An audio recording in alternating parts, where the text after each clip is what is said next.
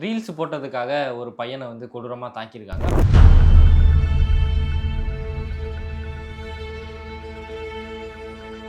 அவர் இப்போ ரொம்ப சீரியஸா இருக்காரு. அவர் வீடியோவும் ரிலீஸ் பண்ணியிருக்காங்க. என்னை யார் தாக்குனாரு அப்படின்ற மாதிரி. அதுக்கான எந்தவித நடவடிக்கையும் எடுக்கல.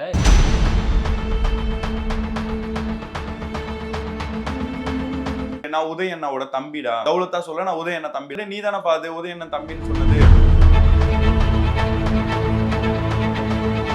இதே மாதிரி ஜெய் அவர்களும் சிவகாசியில பேசியிருக்காங்க. திமுக விசஸ் டிவிகே கிடையாது. இனிமே டிவிகே மட்டும்தான். திமுக மக்களுக்கு இருக்க ஆதரவை பார்க்கும்போது டிவிகே மட்டும்தான். நான் ஆட்சிக்கு வந்தா விவசாயிகளுடைய கடனை முழுமையா தள்ளுபடி பண்ணுவேன்னாரு. இப்போ அந்த பொறுப்புக்கு வந்ததுக்கு அப்புறம் பண்ணல.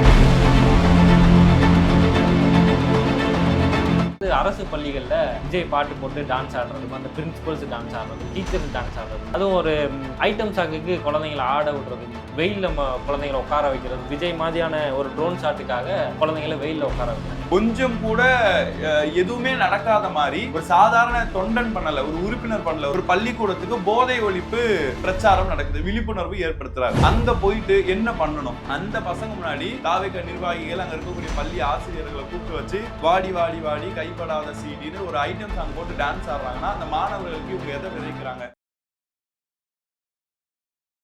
ரீல்ஸ் போட்டதுக்காக ஒரு பையனை வந்து கொடூரமாக தாக்கியிருக்காங்க. அவர் இப்போ ரொம்ப சீரியஸாக இருக்கார். அவர் வீடியோவும் ரிலீஸ் பண்ணியிருக்காங்க. என்னை யார் தாக்குனாரு அப்படின்ற மாதிரி.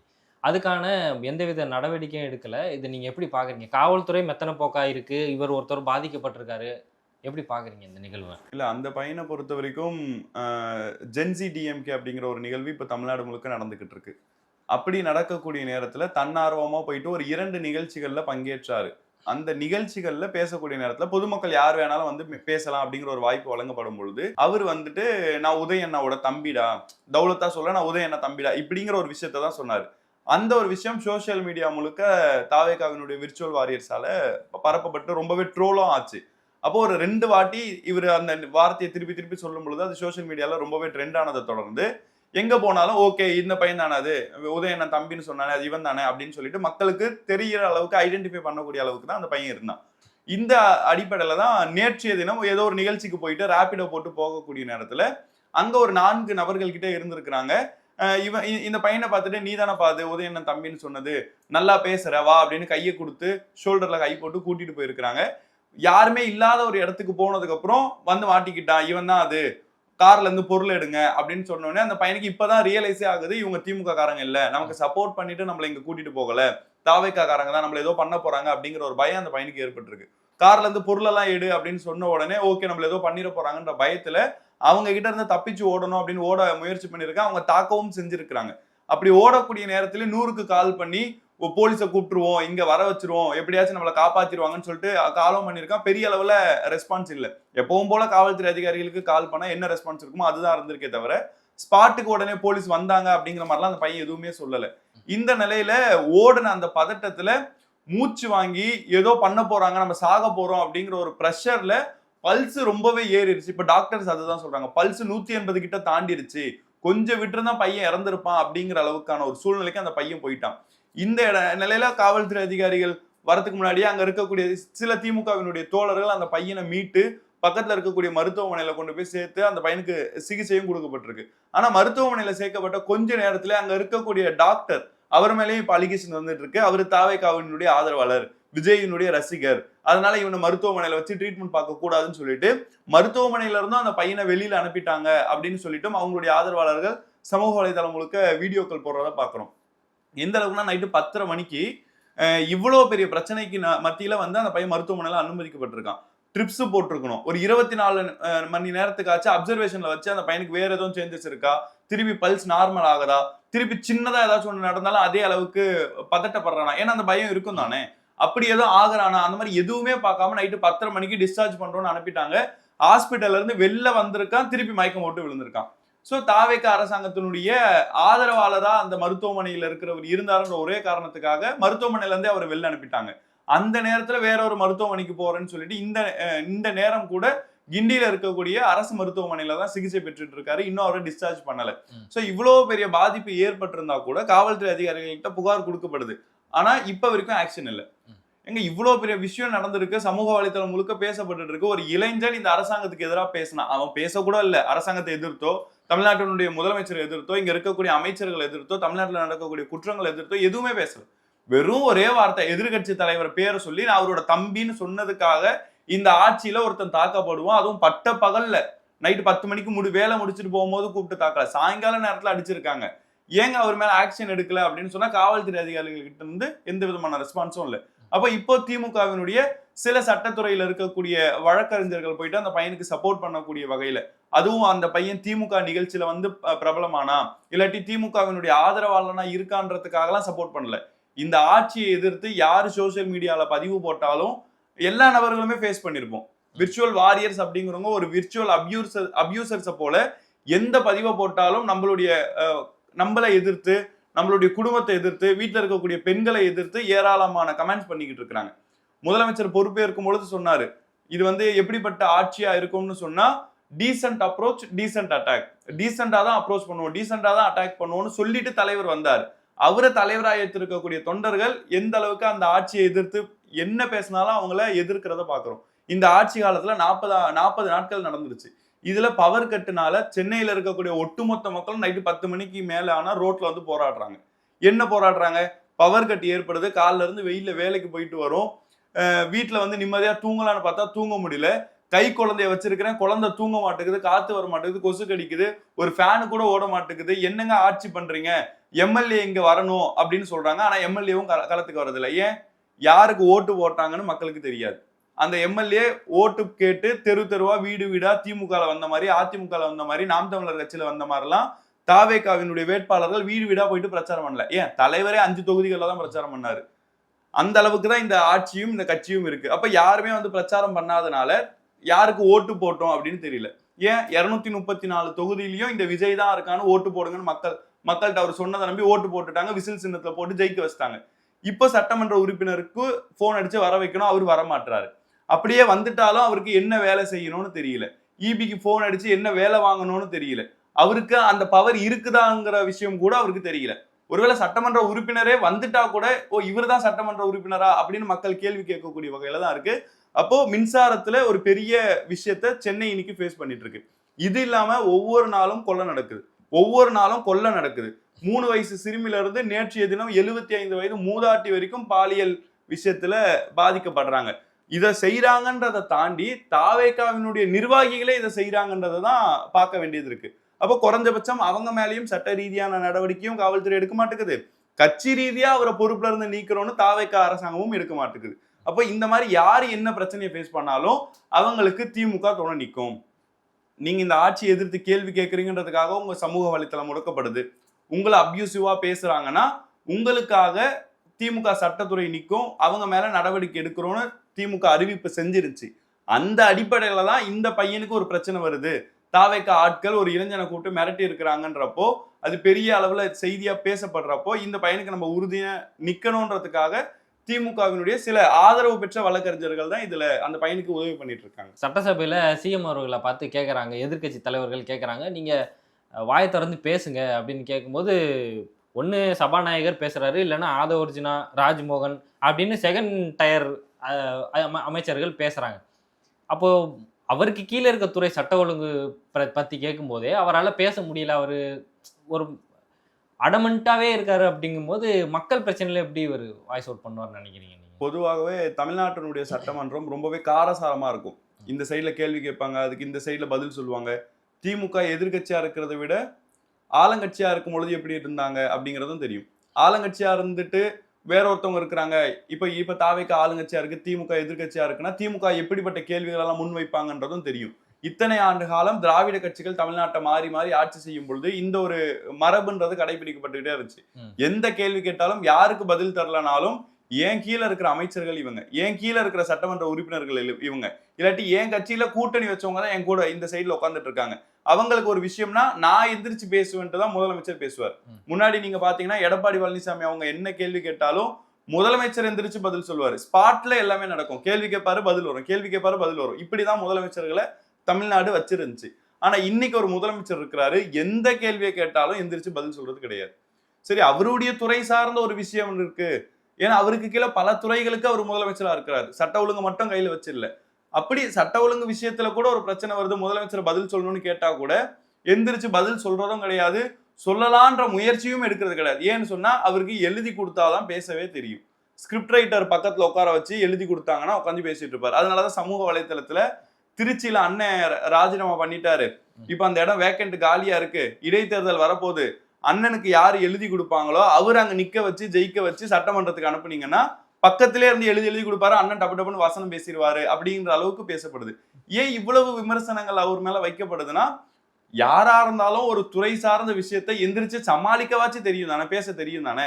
நீங்க தப்பா பேசிட்டீங்கன்னா உடனே கூப்பிட்டு அடிக்க போறது இல்ல, யாரும் கண்டிக்க போறது இல்ல, தேவைப்பட்ட லைவையும் இப்ப கட் பண்ண ஆரம்பிச்சிட்டீங்க, அப்படி கட் பண்ணிட்டு கூட போய்க்கலாம். ஆனா எதுக்குமே முயற்சி பண்ணாம பக்கத்துல இருக்கிற ஆதவ அர்ஜுனான்ற ஒரு அமைச்சர், அதுக்கு பக்கத்துல பள்ளி கல்வித்துறை அமைச்சர் ராஜ்மோகன் என்றவர், இவரு எந்திரிச்சு பதில், அதுவும் கேள்விக்கு பதில் சொன்னா பரவாயில்ல, அங்கேயும் போயிட்டு அண்ணன் டைலாக் பேசாம இருக்கிற இடத்துலலாம் சைடு ஆக்டர் டைலாக் பேசுற மாதிரி இங்க இருக்கிறவங்களுக்கு பேச தெரியாமலாம் இல்ல, அவருடைய பார்வைக்காக காத்துக்கிட்டு இருக்கோம், அசச்சாரனா பேசிடுவோம், அவரே பேச தெரியாம தான் உட்காந்துட்டு இருக்காரு.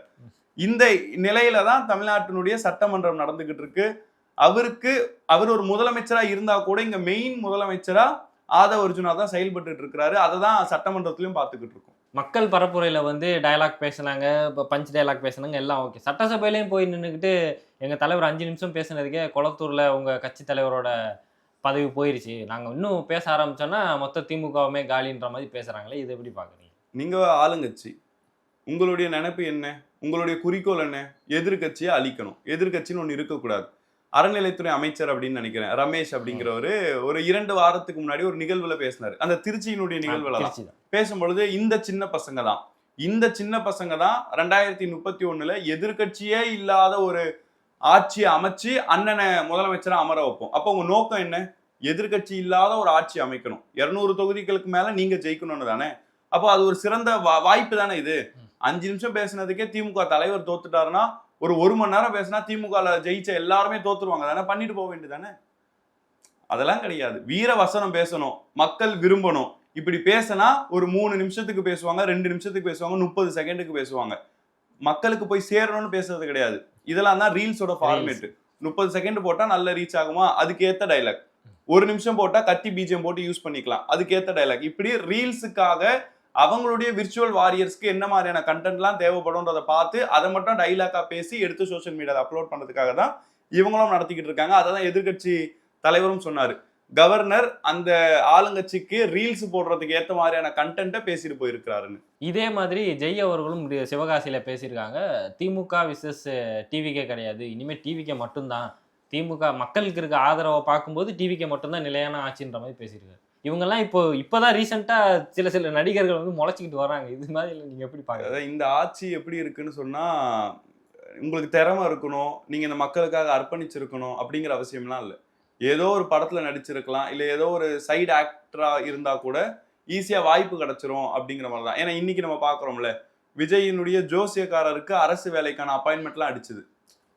ஆனா அந்த ஜோசியக்காரருக்கே தெரியல நமக்கு அடிச்ச இந்த வாய்ப்பு இன்னும் ஒரு நாளுக்குள்ளேயே போயிடும்னு சொல்லிட்டு அவருக்கே ஜோசியம் பார்க்க தெரியல. அப்பாயின்மெண்ட் ஆர்டர் போட்ட 24 மணி நேரத்துல எதிர்ப்பு தெரிவிச்சாங்கன்றதுக்காக ரத்து செய்யப்பட்டது. இவரு ஜோசியக்காரன்ற ஒரே காரணத்துக்காக அரசு பதவிக்கு வர்றாரு. அவருடைய கேமராமேன் கடைசியா நடிச்ச 2-3 திரைப்படத்துக்கு கேமராமேனா இருந்தவருக்கு இன்னைக்கு தமிழ்நாடு அரசாங்கம் மீடியா சைட்ல ஒரு கவர்மெண்ட் போஸ்டிங் போட்டு கொடுத்துருக்கு. இப்படி அவருக்கு கீழே வேலை செய்யறவங்களுக்கு, அவர் கூட நடிச்சவங்களுக்கு இப்ப ராகவா லாரன்ஸ் திருச்சியில நிக்க போறாரு அப்படிங்கிற ஒரு பேச்சு வருது. அவருக்கு என்ன திறமை இருக்கு? மக்களுக்கு நல்லது பண்ணியிருக்கிறாரு, நான் இல்லைன்னா சொல்லல, நிறைய ட்ரஸ்ட்லாம் வச்சு ஹெல்ப் பண்ணியிருக்கிறாரு. அதுக்காக தாவேகால ஜெயிச்சா நின்றுட்டாருன்னா ஈஸியா ஜெயிச்சிடலாம்னு சொல்லிட்டு ராகவா லாரன்ஸுக்கு சீட்டு கொடுக்க போறோம்.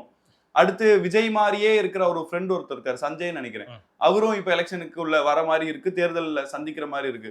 சும்மா இருந்தா அவனை சொரிஞ்சு விட்டீங்க, அவனை இனிமே யாரு தடுக்க முடியும், இந்த ஒரு டைலாக் வரும்ல, அவன் சும்மாவே சுடுதண்ணில கை விடுவான், அவனை சும்மாவே விடுவான், இந்த மாதிரி அவரு ஒரு பக்கம் டைலாக் போட்டுட்டு மாடுலேஷன். என்ன சொல்ல வராங்கன்னா, நடிகர்களா யாரெல்லாம் இருக்கிறாங்களோ யார் வந்தாலும் இந்த ஆட்சியில சேஃபா இருந்துக்கலாம். இன்னைக்கு நடிகர்கள் பாருங்க, விவசாயிகள் தலைமைச் செயலகம் வாசல்ல நின்று போராடுறாங்க, நாயை கூட நல்லா மதிக்கிறாங்க, எங்களை மதிக்க மாட்டாங்க அப்படின்னு போராடுறாங்க.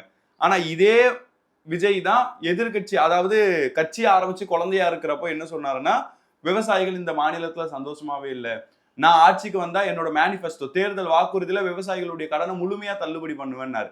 இப்போ அந்த பொறுப்புக்கு வந்ததுக்கு அப்புறம் பண்ணல. கேள்வி கேட்கக்கூடிய விவசாயிகளை அவர் சந்திக்கல. போய் நின்றா பாக்குறதுக்கு ரெடியா இல்ல. ஆனா யாரை பார்த்துக்கிட்டு இருக்கிறாரு? இந்த 40 நாட்கள்ல சமந்தாவை பார்த்துட்டார், சிம்ரனை பார்த்துட்டார், குஷ்புவை பார்த்துட்டார், ஸ்னேகாவை பார்த்துட்டார், சிம்புவை பார்த்துட்டார். இன்னும் இருக்கக்கூடிய எல்லா நடிகைகளையும் பார்த்துட்டு, நடிகர்களையும் பார்த்துட்டு, அடுத்து மலையாள இண்டஸ்ட்ரியில யாரெல்லாம் பார்க்கணும்னு ஆசைப்படுறீங்களோ பாருங்கன்னு சொல்லுவாரே தவிர, அவரை வாக்களிச்சு தேர்வு பண்ணி வெற்றி பெற வச்ச மக்களையோ மாணவர்களையோ நீட் தேர்வுல இறந்துருக்காங்க, போய் பார்க்கலாம். அனிதா இறந்தப்போ போய் பார்த்தீங்கல்ல, இப்போ உங்களுடைய ஆட்சியில இறந்துருக்காங்க, போய் பார்க்கலாம்ல? பார்க்கறது கிடையாது. ஏன்? ஜெயிச்சிட்டோம், அடுத்த 5 வருஷத்துக்கு நம்ம தான், இப்போ இதை போய் பார்த்துட்டு என்ன இருக்கு? மாறு வேஷத்துல வராருன்னு சொல்றாங்களே. ஆமா, இப்போ கூட நீங்க வெளில போய் பாத்தீங்கன்னா முதலமைச்சர் இருப்பார். இந்த பில்டிங் எல்லாம் கரெக்டா இருக்கா, இங்க கரெக்டா ஷூட்டிங் நடந்துகிட்டு இருக்கா, இதெல்லாம் பார்ப்பாரு. எந்த அளவுக்கு பாருங்களேன், எல்லாமே ஒரு விளம்பரம் தான். நியூஸ்ல எவ்வளவோ பிரச்சனைகள் நடந்துகிட்டு இருக்குன்னு பாக்குறோம். ஆனா ஒவ்வொரு இடத்துலயுமே பரப்பப்படுறது என்ன? கோட்டு சூட்டு போட்டு வந்தார் பாருங்க, நம்மளுடைய முதலமைச்சர் கோட்டு இல்லாம வெள்ளை சட்டையில வந்தாரு பாருங்க, டிஃபன் பாக்ஸை எடுத்துக்கிட்டு தலைமைச் செயலகத்துக்கு வந்திருக்காரு. காலில இருந்து சாயங்காலம் வரைக்கும் அரசு ஊழியரை போல தலைமைச் செயலகத்திலே உட்காந்து வேலை பார்த்துட்டு இருக்கிறாரு.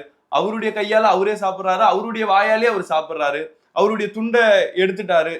இப்படியான செய்திகளை போட்டு போட்டு போட்டு இதை எல்லா மெயின் ஸ்ட்ரீம் மீடியாவும் பரப்பிய தமிழ்நாட்டில் நடக்கக்கூடிய ஒவ்வொரு குற்றத்தையும் மறைக்கிற வேலையை பாக்குறாங்க. திமுக ஆட்சியில ஒரே ஒரு குற்றம் நடக்கட்டுமே, ரோட்ல போன ஒரு மூதாட்டி கழுத்துல இருக்கிற செயினை பறிச்சுட்டா கூட 2 நாளைக்கு பேசுவாங்க. இந்த ஆட்சியில 3 வயசு குழந்தை கற்பழிக்கப்படுறா, 75 வயது பாட்டி கற்பழிக்கப்படுறா. சேலத்துல ஒரு தாவேகாவினுடைய முக்கிய பொறுப்புல இருக்கிறவர் 50க்கும் மேற்பட்ட பெண்கள் கிட்ட சிலுமிஷம் பண்ணி அதை வீடியோவா எடுத்து வச்சிருக்கிறாருன்னு சொல்லிட்டு இப்ப வெளில வருது. பொள்ளாச்சி விஷயம் எவ்வளவு பெருசா பேசப்பட்டது. ஆனா இப்போ ஒரு தாவேகாவினுடைய மாவட்ட செயலாளர் 50 பேருக்கு மேல இப்படி பண்ணியிருக்கிறாருன்ற செய்தி எத்தனை பேருக்கு தெரியும்? 2 நாளாவது பிளாஷ் நியூஸ்ல வந்துச்சா, ஒரு நியூஸ் பேப்பர்ல வந்துச்சா? கிடையாது. ஏன்? எல்லாத்தையுமே ஒரு ரூட்டு போட்டு ஒரு டீம் வேலை பார்த்துக்கிட்டு இருக்கிறனால இங்க எல்லாமே மறைக்கடிக்கப்படுது. நேற்றைய தினம் வந்து இந்த அமோனியா கேஸ் பரவி பல மக்கள் வந்து இப்போ ஒரு 7-8 உயிரிழப்பு சொல்றாங்க. பல மக்கள் வந்து இன்னும் தீவிர சிகிச்சையில் இருக்காங்க. இப்படி ஒரு சம்பவம் நடந்துகிட்டு இருக்கு, மக்கள் துயர்ல இருக்காங்க. அதே நாள்ல இங்கிட்டு ஒரு சம்பவம் நடக்குது. அரசு பள்ளிகள்ல விஜய் பாட்டு போட்டு டான்ஸ் ஆடுறதும், அந்த பிரின்சிபல்ஸ் டான்ஸ் ஆடுறதும், டீச்சர்ஸ் டான்ஸ் ஆடுறதும், அதுவும் ஒரு ஐட்டம் சாக்குக்கு குழந்தைங்களை ஆட விடுறதும், வெயிலில் குழந்தைங்களை உட்கார வைக்கிறதும், விஜய் மாதிரியான ஒரு ட்ரோன் ஷாட்டுக்காக குழந்தைங்களை வெயிலில் உட்கார வைக்கிறாங்க. இப்படியா ஒரு துறையில வந்து இந்த மாதிரி இருக்கா? இந்த மாதிரி சட்டம் இருக்கா? நீங்க ஒரு அட்வொகேட் தானே, நீங்க சொல்லுங்க. திமுகவினுடைய ஆட்சியில பள்ளிக்கூட மாணவர்களுக்கு பெரிய முக்கியத்துவம் கொடுக்கப்பட்டுச்சு. எந்த அளவுக்குன்னா, தமிழ்நாட்டினுடைய முதலமைச்சராக இருந்த ஸ்டாலின் அவங்க ஒவ்வொரு இடத்துல பேசும்பொழுதும் என்ன சிரமம் வேணாலும் படுங்க, என்ன கஷ்டம் வேணாலும் படுங்க, ஆனா உங்களுடைய பிள்ளைகளுடைய படிப்பை பாதியில நிறுத்திடாதீங்க. நான் ஒரு அப்பாவா அவங்க எல்லாரையும் படிக்க வச்சுக்கிறேன். அவங்களுக்கு நான் முதல்வன் திட்டமா இருக்கட்டும், புதுமை பெண் திட்டமா இருக்கட்டும், இல்லாட்டி தமிழ் புதல்வன் திட்டமா இருக்கட்டும், அந்த திட்டத்துக்கு கீழே மாசம் 1000 ரூபாய் காலேஜ் ஸ்டூடெண்ட்டுக்கு பசங்களுக்கும் பொண்ணுங்களுக்கும் தரேன். ஏன்? காசுக்காக வேலைக்காக போகணுன்றது படிப்பை விட்டுறக்கூடாது. நான் காசு தரேன், அதை வச்சு அவன் வீட்டுக்கு காசை கொடுக்கறத கொடுத்துக்கிட்டு படிப்பை தொடரட்டும். திருமணம் ஆகலாம், திருமணம் பண்ணி வச்சிடலாம், 12th முடிச்சுட்டா ஒரு கால் கட்ட போட்டுருவோன்னு ஒரு பொண்ணை கல்யாணம் பண்ண நினைச்சாங்கன்னா கூட உனக்கு மாசம் 1000 ரூபாய் கிடைக்கும், ஆனா நீ படிச்சாதான் கிடைக்கும், அப்படின்னா போய் படிக்க வைன்னு சொல்லியாச்சு பெற்றோர்கள் மாணவிகளை கல்லூரிக்கு அனுப்புவாங்க. அன்பில் மகேஷ் பொய்யாமொழி அவங்க பள்ளி கல்வித்துறை அமைச்சராக இருக்கும் பொழுது தமிழ்நாட்டில் இருக்கக்கூடிய அரசு பள்ளி மாணவர்கள் 6ஆம் வகுப்புல இருந்து 12ஆம் வகுப்பு வரைக்கும் படிக்கக்கூடியவங்க இங்க இருந்து மலேசியாவுக்கு, இங்க இருந்து சிங்கப்பூருக்கு, லண்டனுக்கு எல்லாம் சுற்றுலா போனாங்க. அங்க இருக்கக்கூடிய கல்ச்சர் எப்படி இருக்கு, அங்க எஜுகேஷன் சிஸ்டம் எப்படி இருக்கு, அந்த நாடுலாம் நம்மளை விட எந்த அளவுக்கு முன்னேறி இருக்கு, அப்போ நம்ம அந்த இடத்துக்கு வரணும்னு சொன்னா நம்ம என்னெல்லாம் பண்ணணும்னு இப்ப கத்துக்கிட்டு வாங்கன்னு டூர் அனுப்பி வச்சாரு. அப்போ எந்த அரசாங்கம் கல்வியில முக்கியத்துவம் கொடுக்குதுன்னு பாருங்க. இன்னைக்கு நீங்க சொன்ன மாதிரி அந்த நிகழ்வை பொறுத்த வரைக்கும் திருவள்ளூர் மாவட்டத்துல இறால்களை பாதுகாக்கக்கூடிய ஒரு தொழிற்சாலை இருக்கு. அங்க ஏற்பட்ட கசிவின் மூலமாக சில நபர்கள் பாதிக்கப்பட்டிருக்காங்க. 7 நபர்களுக்கு மேல இறந்துட்டாங்க அப்படிங்கிற மாதிரியான செய்திகள் வருது. அவங்களுக்கு 2 லட்சம் ரூபாய் நஷ்டஈடா அரசாங்கம் கொடுக்குது, முதலமைச்சருடைய நிவாரண தொகையில இருந்து கொடுக்குது அப்படின்லாம் சொல்றாங்க. இது எல்லா அரசாங்கத்திலுமே நடக்கும். இது ஒரு மனித தவறு தானே தவிர திட்டமிட்டு செய்யப்பட்டதெல்லாம் கிடையாது. ஒருவேளை அது திட்டமிட்டு நடந்திருந்தா அதோட ரிப்போர்ட்டை சப்மிட் பண்ணுங்கன்னு சொல்லிட்டு தமிழ்நாடு அரசாங்கம் ஆணை பிறப்பிச்சிருக்கு. இதுவெல்லாம் இருக்குன்னு சொன்னா ஒரு முதலமைச்சர் எப்படி இருக்கணும்? நம்மளுடைய மாநிலத்துல நாம ஆட்சி செய்யற இடத்துல ஒரு துக்கம் நடந்திருக்கு, இத்தனை நபர்கள் இறந்திருக்காங்க அப்படின்னு கவலைப்பட வேண்டிய இடத்துல இருக்கிறவங்க கொஞ்சம் கூட எதுவுமே நடக்காத மாதிரி ஒரு சாதாரண தொண்டன் பண்ணல, ஒரு உறுப்பினர் பண்ணல, ஒரு ஒன்றிய செயலாளரோ மாவட்ட செயலாளரோ பண்ணல. தாவேகாவினுடைய ஆட்சியில உயர்கல்வித்துறை அமைச்சரா இருக்கக்கூடிய நபர் ஒரு பள்ளிக்கூடத்துக்கு போதை ஒழிப்பு பிரச்சாரம் நடக்குது, விழிப்புணர்வு ஏற்படுத்துறாரு. அங்க போயிட்டு என்ன பண்ணணும்? அங்க இருக்கக்கூடிய மாணவர்களை கூப்பிட்டு ட்ரக்ஸுக்கு இதுவாகாதீங்க, இல்ல இது குட் டச் பேட் டச் இதெல்லாம் பண்ணாதீங்க இப்படி சொல்லி கொடுத்தா பரவாயில்ல.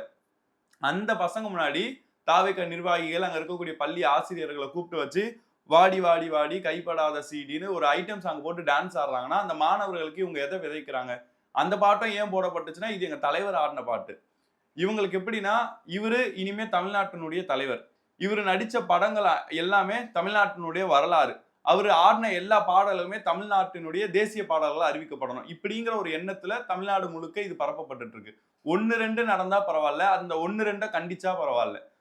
காஞ்சிபுரம் மாவட்டம் உத்திரமேரூர் அப்படின்னு சொல்லக்கூடிய அந்த ஒன்றியத்துல இருக்கக்கூடிய ஒன்றிய செயலாளர் அங்க இருக்கக்கூடிய பள்ளிக்கூடத்துக்கு போயிட்டு அம்பேத்கர் போட்டோ இருக்குது, காந்தி போட்டோ இருக்கு, நம்ம தலைவரோட போட்டோவையும் வச்சுப்போமா, உங்க மாமாவோட போட்டோவை மாட்டிப்போமா, உங்க அண்ணனோட போட்டோவை மாட்டிப்போமான்னு அனுமதி கேட்டுட்டு அங்க இருக்கக்கூடிய பள்ளியினுடைய ஒவ்வொரு வகுப்பறையிலும் விஜயோட போட்டோவை கொண்டு போய் வைக்கிற அளவுக்கு தேவை என்ன ஏற்பட்டுச்சு. சமூக வலைத்தளத்துல அதனாலதான் ஒரு பதிவு ஒண்ணு பார்த்தேன். நேற்றைய தினம் வரைக்கும் ஒரு அப்பா போட்டோவை கொண்டு போய் மாற்ற மாதிரி ஒரு போட்டோ போட்டு நேற்றைய தினம் வரைக்கும் அந்த நடிகரோட போட்டோவை நான் நோட்ல வச்சிருந்தேன், படிக்கிற நோட்ல. ஒரு நடிகன் போட்டோவை ஏன் வச்சிருக்கேன்னு என்ன திட்டினல்ல, இன்னைக்கு என்ன அந்த நடிகரோட போட்டோவை எடுத்து ஹால்ல மாட்டி வைக்கிற, உன் ஆபீஸ்ல மாட்டி வைக்கிற? குழந்தைங்க யோசிக்கும்ல, நேத்து வரைக்கும் நடிகர் இன்னைக்கு முதலமைச்சர் ஆயிட்டாருன்னா போட்டோ வைக்கணுமா? அப்ப இதுதான் எல்லாருடைய கேள்வியுமா இருக்கு. ஒரு முதலமைச்சர்ன்றதுக்காக நீங்க இவ்வளவு முக்கியத்துவம் கொடுத்து இவ்வளவு விளம்பரம் மோடி கூட பண்றது இல்ல. இந்தியாவுல கோடிக்கணக்கில் பல்லாயிரம் கோடி செலவு பண்ணி தன்னை விளம்பரப்படுத்திக்கிட்ட ஒரு பிரதமரா மோடி இருக்கிறாரு. அவரு கூட மாணவர்கள் கிட்ட பள்ளிக்கூடத்துல கொண்டு போய் இதெல்லாம் சேர்க்கல. ஆனா அந்த அளவுக்கு ஒரு மோசமான ஆட்சியை இன்னைக்கு தாவேக்கா கொடுத்துக்கிட்டு இருக்கு. இப்போ ஒரு கேள்வி வருது என்னன்னா, மக்கள் மத்தியில இப்போ வந்து எதிர்ப்பா கேள்வி கேட்கறாங்க. இப்போ நாங்க வந்து ஓட்டு போட்டோம், இப்படி நடக்கும்னு எங்களுக்கு தெரியல அப்படின்ற மாதிரி இந்த கரண்ட் கட்டு ஒரு சில விஷயங்கள்ல வந்து கேட்கறாங்க. ஆக்சுவலா இவங்கெல்லாம் வந்து இன்னும் 5 வருஷத்துக்கு இதே மைண்ட் செட்ல இருப்பாங்கன்னு நீங்க நம்புறீங்களா? மக்கள் நல்லவங்களா இருந்தாங்க, இல்லாட்டி மக்களுக்கு அந்த நன்றி விசுவாசம் இருந்துச்சு அப்படின்லாம் இருந்திருந்தா இப்ப தாவேக்கா ஆட்சியே தமிழ்நாட்டுக்கு வந்திருக்காரு. ஏன்னா தமிழ்நாட்டினுடைய இத்தனை ஆண்டு கால அரசியல் வரலாற்றுல நீங்க எடுத்துக்கிட்டீங்கன்னா கடந்த 5 ஆண்டு காலம் ஏராளமான குறைகள் இருக்கலாம். அந்த ஆட்சி மேல நீங்க குற்றச்சாட்டை கூட வைக்கலாம். அது பண்ணிட்டாங்க, இது பண்ணிட்டாங்க, இவங்களை கண்டுக்கல, அவங்கள கண்டுக்கல, இந்த மாதிரி நீங்க எதை வேணாலும் சொல்லலாம். ஆனா ஒரு ரூலிங்கா ஸ்டாலின் பண்ணது கரெக்டா இல்லையான்னு பாத்தீங்கன்னா தமிழ்நாடு பெரிய அளவுல வளர்ந்துருக்கு. தொழில்துறை எடுத்துக்கிட்டீங்கன்னா நம்பர் 1, கல்வியில எடுத்துக்கிட்டீங்கன்னா நம்பர் 1, மருத்துவத்துல எடுத்துக்கிட்டீங்கன்னா நம்பர் 1, கல்வியை கொடுக்கறதுல இந்தியாவில் நம்பர் 1. இப்படி எல்லா வகையிலுமே நம்பர் 1 ஸ்டேட்டா தமிழ்நாட்டை மாத்திட்டு போனாங்க.